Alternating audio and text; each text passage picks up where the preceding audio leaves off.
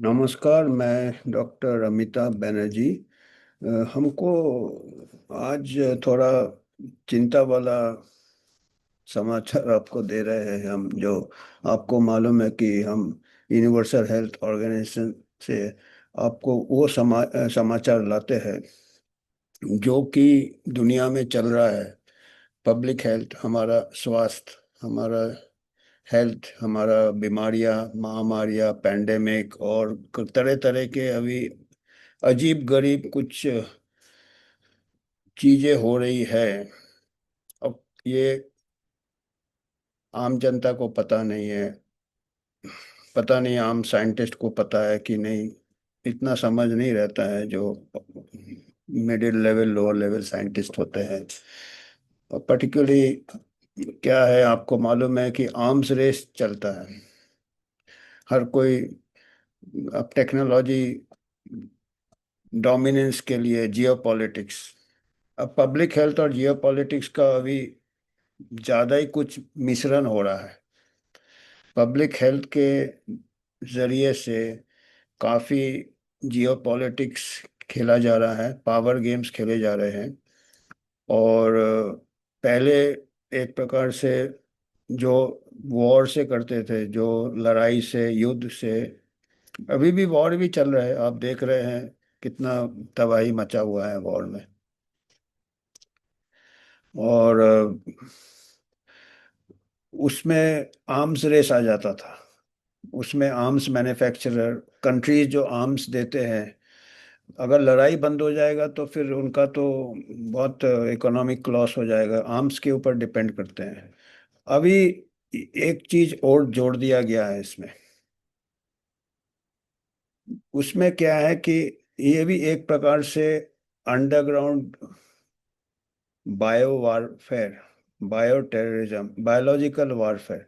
आपको nuclear warfare मालूम है, एटम बम गिरा दिया था। अभी भी न्यूक्लियर थ्रेट देते रहते हैं। और केमिकल वारफेयर भी इस्तेमाल हुआ था। और अभी एक बायोलॉजिकल वारफेयर का, ये भी सब अंडरग्राउंड होते हैं।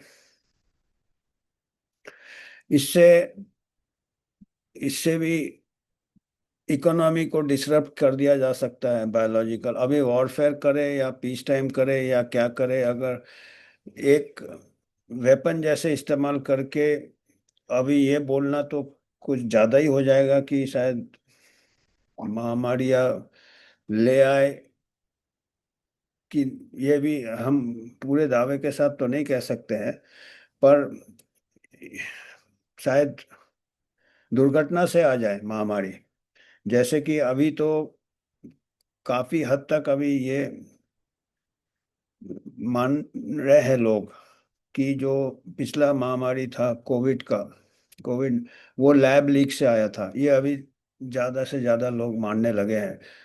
शुरू में तो कहते थे ये अफवाहें हैं और ये एनिमल से आया है। अभी भी ऑफिशियल पोजीशन वही है। डब्ल्यूएचओ नहीं बोलेगा कि लैब से आया है। वो डब्ल्यूएचओ ने पूरा इसका जांच ही नहीं किया। और इसका क्या है, खाली चाइना ही नहीं इन्वॉल्व है। ये जो पिछला महामारी है, ये गेन ऑफ फंक्शन रिसर्च एक प्रकार का होता है, जो कि कुदरत में जो वायरसेस होते हैं या जो दूसरे पैथोजन होते हैं जो बीमारी करते हैं, बैक्टीरिया होते हैं, वायरस होते हैं, ये थोड़े देर देर में संतुलन में आ जाते हैं, एक स्टेबल लेवल आ जाता है। अभी जैसे अभी इबोला का भी महामारी का आशंका बता रहे हैं, वो अभी कॉन्गो में ही है। कॉन्गो में क्यों है? क्योंकि ज्यादा फैलता नहीं है। फिर अभी बीच बीच में आप सुन रहे हैं कि निपा निपा निपा का आ रहा है। अभी इंडिया में एक निपा केस आ गया केरला में। अब बहुत हल्ला। जनवरी महीने में 2 केस हो गए थे वेस्ट बंगाल में, तो बहुत बड़ा अलर्ट हो गया था। अब ये निपा हुआ, एबोला हुआ, ये सब काफी वायरस जिनको होता है, ये एक दुर्घटना है। बिल्कुल कांटेक्ट में जाते हैं एनिमल किंगडम से। उनके जो निपा या जो इबोला भी जो है, जो कि चमगीदड़ का कंटेमिनेटेड मीट, या ये फ्रूट से होता है निपा। उसका जो फल या जो खजूर का ये निकालते हैं पेड़ बंगाल में, उसका ये जूस अगर ले ले तो उसमें अगर चमगीदड़ के इससे थूक में काफी वायरस रहता है। तो ये सब क्या है कि ये, और इसका ज्यादा एक इंसान से दूसरे इंसान से आसानी से नहीं फैलता है। और कोरोना वायरस भी ऐसा था। अ, पर अगर इसमें कुछ चेंजेस लैब में, प्रयोगशाला में, अंडरग्राउंड लैब, और ये वायरसेस काफ़ी डेंजरस होते हैं, पैथोजेंस होते हैं जैसे निपा इबोला। इसके लिए क्या होता है कि आपको बहुत हाई लेवल का लैब का सिक्योरिटी चाहिए, BSL-4, बायो सिक्योरिटी लेवल, जिसमें पूरा वेंटिलेशन अलग से जाए, पूरा एक ये जाए पूरा, ये बहुत हाई सिक्योरिटी है, तभी वो उसमें ऐसा प्रयोग करना चाहिए। और ये ऐसे प्रयोग ठीक है अगर उसमें छेड़छाड़ नहीं करो तो। अभी गेन ऑफ फंक्शन एक रिसर्च, अभी आपने नाम सुना होगा ये। अभी जहाँ तक सब मानते हैं कि कोविड-19 का जो वायरस था, SARS-CoV-2, वो लैब्स में मॉडिफाई किया था और उसको ज़्यादा स्प्रेडेबल, और वो फैल गया था, लैब लीक हो गया था। इसकी कहानी थोड़ी लंबी है। ये एक राल्फ बैरिक बोल के एक साइंटिस्ट है जो यूनिवर्सिटी चैपल हिल में है। ये छेड़छाड़ कर रहे थे ये कोरोना वायरस से। और वो इसलिए छेड़छाड़ कर रहे थे कि ये कोई डिफेंस प्रोजेक्ट था कि अमेरिकन ट्रूप्स जाते हैं तो चमगीदड़ में अगर ये वायरस को बहुत हल्का करके हम फैला दे चमगीदड़ में, तो वो कोरोना का हर्ड इम्यूनिटी आ जाएगा, कोरोना वायरस का चमगीदड़ से, बैट से। ये केव वेव में रहते हैं, जंगलों में रहते हैं, तो हमारे ट्रूप्स इधर उधर जाते रहते हैं, कहीं भी अमेरिका के ट्रूप्स तो सब जगह जा रहे हैं। तो उनको, मतलब ये बहुत अजीब टाइप का एक तो ये था ये, पर है ये रिकॉर्डेड है। दर्पा प्रोजेक्ट था इनका, डिफ्यूज प्रोजेक्ट था, ये उनके वेबसाइट में भी है, पेंटागन के। इनको हालांकि इन्होंने इसके लिए ग्रांट मांगा था तो FDA ने इसको नहीं माना था, इसको नहीं दिया था। पर ये एक्सपेरिमेंट चलता रहा।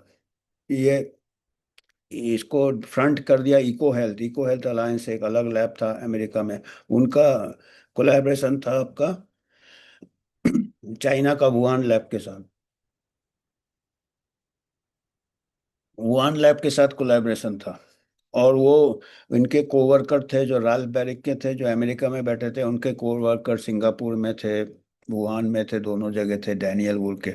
उधर से वो पहले तो अमेरिका में ये वायरस को मैनिपुलेट किया अपने लैब में रास्पबेरिक ने, और वहाँ पे कहीं रॉकी माउंटेन या कहीं एक मोंटाना में कोशिश किया चमगीदड़ में स्प्रेड करने का एक्सपेरिमेंट में, तो वो नहीं कामयाब हुए।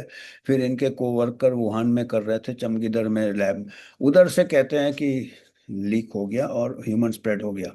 और हल्का इन्होंने स्प्रेडेबल बना दिया, जो चीज़ आसानी से नहीं फैलता है ये फैला, तो ये एक पेंडेमिक हो गया। और ऐसे फिक्र है कि अभी बाकी भी वायरसेस से छेड़छाड़ पूरे दुनिया में चल रहे हैं, पूरे दुनिया में अंडरग्राउंड काम चल रहे हैं। अंडरग्राउंड काम कैसे चल रहे हैं कि अमेरिका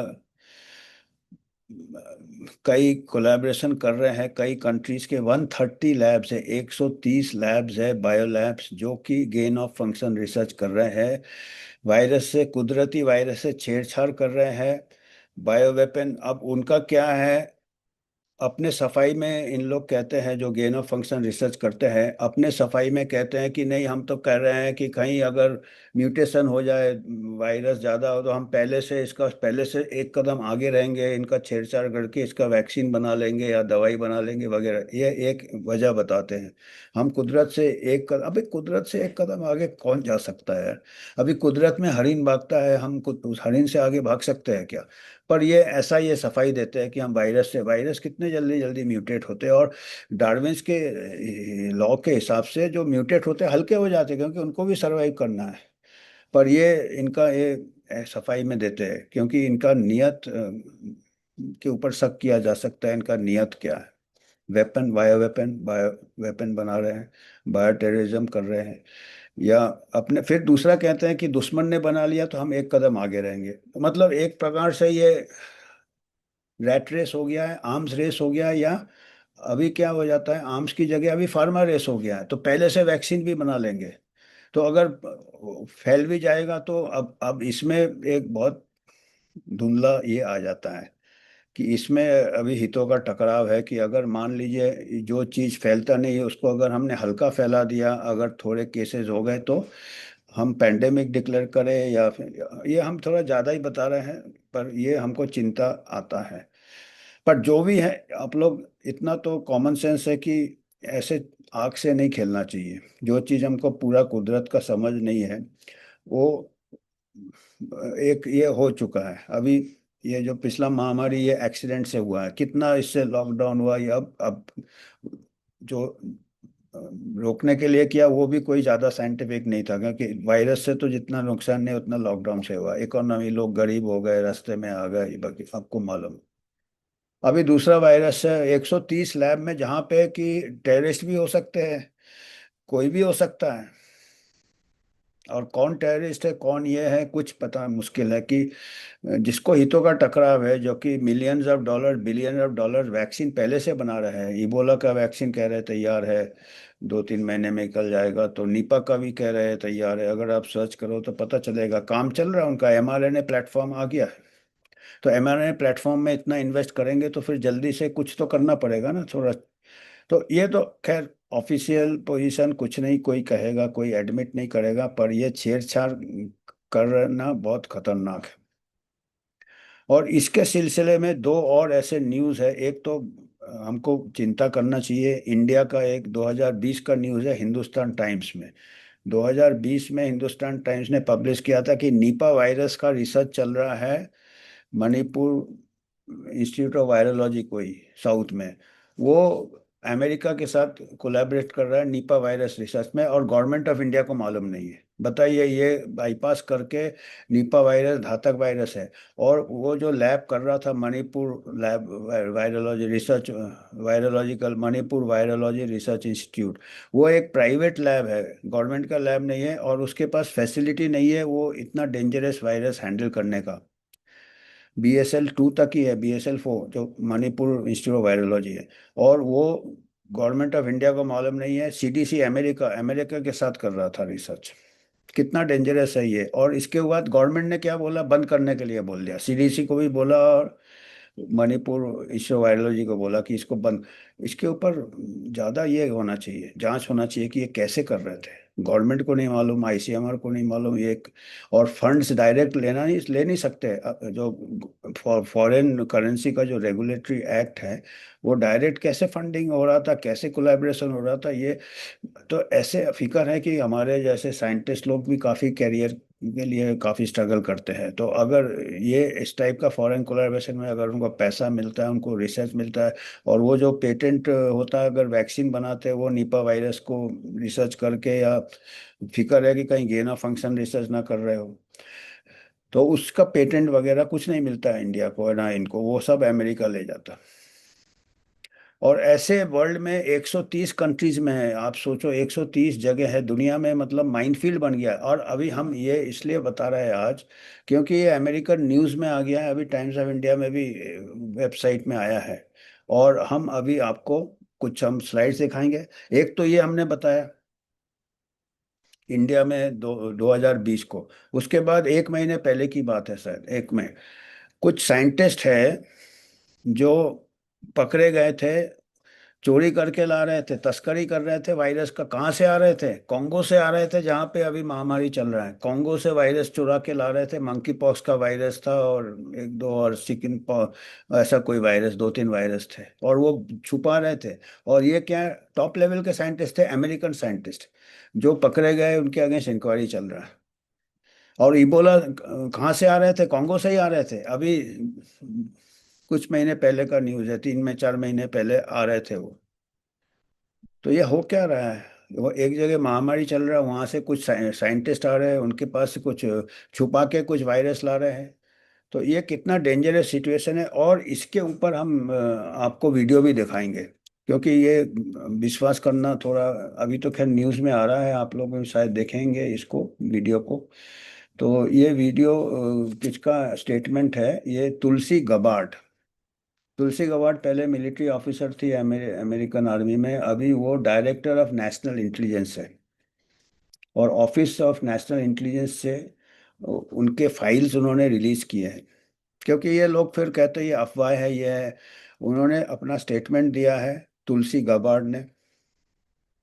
उन्होंने जो चीज मैंने कहा है, 130 लैब का बायो लैब्स है और ये कितना डेंजरस है, और ट्रम्प एडमिनिस्ट्रेशन चाहते हैं कि इसके ऊपर रोक लगाया जाए। Gain of function research, viruses से छेड़छाड़ से रोक लगाया जाए। अभी ट्रम्प भी बहुत ही अजीब ये है, एक तरफ तबाही मचाए है, एक तरफ अच्छा काम भी कर रहे हैं। मतलब कोई इनका भरोसा नहीं है। अच्छा काम भी कर लेते हैं 50%, 50% ये कर रहे हैं। अभी वो, पर चलो जो चीज़ अच्छा है उसका पूरा देखना चाहिए हमको, कि हम ये बात में से तो सहमत है कि ये बहुत डेंजरस है ये गेन ऑफ फंक्शन रिसर्च। तो ये ट्रम्प एडमिनिस्ट्रेशन इसके ऊपर रोक के लिए ये रिलीज किए हैं। इनके स्टेटमेंट हम आपको अभी सुनाएंगे। पहले कुछ हम स्लाइड्स दिखाएंगे जिसमें हमने ये जो बताया है, जो मणिपुर का क्या चल रहा है, मणिपाल में, मणिपाल इंस्टीट्यूट का ये, और फिर ये जो दो तीन साइंट है, दो तीन स्लाइड है। उसके बाद आपको वो वीडियो हम सुनना। और यही हमको यह देना था कि हमारे लोगों को जानकारी होना चाहिए, कॉमन पर्सन को, साइंटिस्ट को भी हमारे जानकार होना चाहिए, मिडिल लेवल लोअर लेवल तक की। ऐसे लालच में आके बाईपास करके गवर्नमेंट को और सिक्योरिटी को ऐसे रिसर्च में लोभ दे के, ऐसे लोग के नुकसान हो सकता है, समाज को नुकसान हो सकता है, हादसे हो सकते हैं, हुए हैं। अभी पिछला महामारी हादसे से हुआ था। अभी हम 130 अगर ऐसे लैब पूरे दुनिया में है, तो एक माइनफील्ड बन गया है एक दुनिया। कहाँ माइन है, कहाँ पे टिकिंग बॉम्ब है। तो कुछ तो स्लाइड्स आप देखिएगा, फिर उसके बाद हम आपको ये इनका ये दिखाएंगे। तो ये पहला हमने देखिए, ये चारों में हमने कैप्चर किया है। ये तुलसी गवार्ड ने रिलीज किया, never before seen intelligence says US funded 120 biolabs, 120 biolabs है 30 कंट्री में। एक 120 बायोलैब्स 30 कंट्रीज में है। US director of national intelligence Tulsi Gabbard, 120 biological lab है। और प्रेसिडेंट ट्रम्प चाहता है ये गेन ऑफ फंक्शन रिसर्च बंद हुआ जाए, बंद होना चाहिए। और ये हम दूसरा है जो हॉल्ट निपा प्रोजेक्ट लिखा हुआ है इंडियन लैब में। ये 2020 का न्यूज़ है, February 7 2020। ये सीडीसी के साथ ये कोई private lab, Manipur centre for virological research, MCVR, ये निपा वायरस पे रिसर्च कर रहा था और गवर्नमेंट को मालूम नहीं था। बताइए क्या है। और ये तो है द नेक्स्ट पैंडेमिक कैसे चालू होगा, ये कुछ एक्सपर्ट्स ने लिखा है ये लेख। NIH का, national institute of health, America का वायरोलॉजिस्ट पकड़ा गया, वायरस हंटर्स गेट कॉट, तस्करी चल रहा था ये। करीब पिछले हफ्ते का ही समाचार है। तो ये दो वायरस रिसर्चर्स है, एक का नाम है विंस्टन मंस्टर जो नेदरलैंड्स के पहले, और उसके जूनियर कलीग क्लॉड। ये कॉन्स्पिरेसी टू स्मगल, तस्करी कर रहे हैं biological material into United States, making false statement to जो अथॉरिटीज थे उनके। और ये क्रिमिनल कंप्लेंट, ये कॉन्गो से ला रहे थे वायरस को। और इन्होंने बताया कि ये डायग्नोस्टिक इक्विपमेंट है, उन्होंने बताया भी नहीं कि ये वायरस है। और उनको जब टेस्ट किया पता चला कि उसमें मंकी पॉक्स वायरस है, चिकन पॉक्स वायरस है, और ह्यूमन DNA भी है। और दोनों, both man worked in Rocky mountain lab, ये यूएस का बहुत बड़ा लैब है, वहाँ पे काम करते थे। Researchers study some of the world's most dangerous pathogens. अब अगर पकड़े गए तो ये 5 साल का जेल भी हो सकता है। तो ये एक समाचार है। मतलब ये क्या क्या चल रहा है, 30 कंट्रीज में ऐसे चल रहे हैं, 30 कंट्रीज में 120 लैब है। अभी आप सुनिए उनका, अभी आप तुलसी गबार्ड का ये सुनिए। और इसके बाद फिर आप खुद ही सतर्क हो जाइए कि हो क्या रहा है। तो तुलसी गबार्ड का ये सुनिए। और तो अभी तुलसी गबार्ड को सुनिए आप। After months of searching through intelligence community holdings and files, today I'm releasing new evidence of long-standing U.S. government funding of more than 120 biolabs in over 30 countries. Now, these biolabs include labs in places like Ukraine, which could be at risk of compromise due to the ongoing Russia-Ukraine war. In fact, the intelligence community had previously warned that a U.S.-funded biolab in Ukraine likely housed dangerous pathogens and remained vulnerable to long-standing threats of Russian attack, seizure, or damage. Now, until now, evidence regarding the full existence and funding of these laboratories had been knowingly withheld from you, the American people. Many of these U.S. government-funded biolabs are currently or have previously engaged in research using hazardous and highly contagious pathogens, and in some cases included dangerous gain-of-function research with very little visibility or oversight. Now, President Trump clearly understands the serious threat dangerous gain-of-function research poses to the American people. And this is why he took decisive action over a year ago. On May 25th, 2025, he signed an executive order to end federal funding of gain-of-function research around the world. Here at ODNI, I issued new guidance to the intelligence community directing increased collection on these laboratories and facilities overseas. And we're already seeing the results of this increased collection. We're learning new details, for example, on clinical trials that are underway at these facilities and that are raising significant ethical, financial, and security concerns regarding the supposed public health initiatives and U.S. national security. Now, despite the obvious potential for catastrophic global impact that research on dangerous pathogens in biolabs can have, politicians and so-called health professionals like Dr. Fauci, as well as entities within the Biden administration's national security team, lied repeatedly to the American people about the existence of U.S.-funded and supported biolabs. Not only did they lie, they threatened those who attempted to expose the truth. So this release today breaks new ground, as the information surrounding the existence, history, locations, and funding of these U.S.-funded biolabs has been intentionally covered up by very powerful people who falsely claimed that these biolabs didn't exist. Now, they accused anyone who says otherwise to be foreign assets and traitors to America. Now, ODNI will continue working closely with partners across the U.S. government to identify exactly where these labs are and what pathogens they contain to end dangerous gain-of-function research that threatens the health and well-being of the American people and people around the world. Independent यूएचओ का account है ये। हम किसी pharma से या कोई private institution से या पॉलिटिकल पार्टी से स्पॉन्सरशिप नहीं लेते हैं। आप ही के मदद से हम आपको ऐसे समाचार